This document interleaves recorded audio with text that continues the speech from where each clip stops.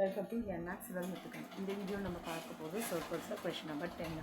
If circles are drawn two sides of a triangle, suppose the triangle ABC triangle, அதோட two sides two diameters ரெண்டு circle வரைஞ்சிருக்காங்க.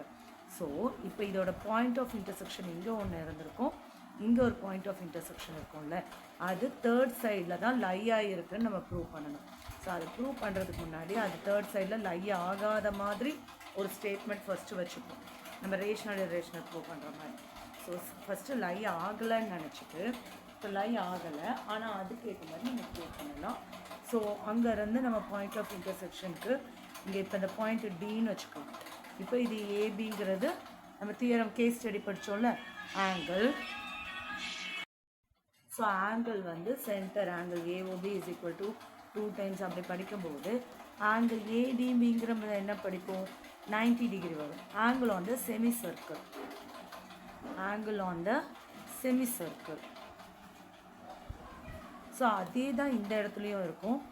இங்கே இது நம்மளோட சென்டரே டயமீட்டராக use பண்ணியாச்சு. அப்போ இங்கே என்னவா இருக்கும், angle ADC is equal to 90 degree, same reason angle on the semi circle.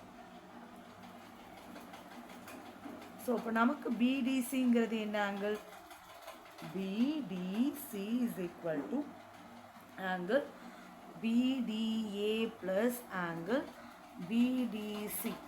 So, இப்போ இது ரெண்டும் 90 plus 90 னா angle BDCங்கிறது என்ன வந்துரும், 180. 180ங்கிறது அது ஒரு ஸ்ட்ரெயிட் லைனாக இருக்கும். ஸ்ட்ரெயிட் லைனாக இருந்துச்சுன்னா அப்போ Dங்கிற point D lies on a BC. BCங்கிற லைன் மேலே டி லையாக இருந்தால் மட்டும்தான் இது பாசிபிள்.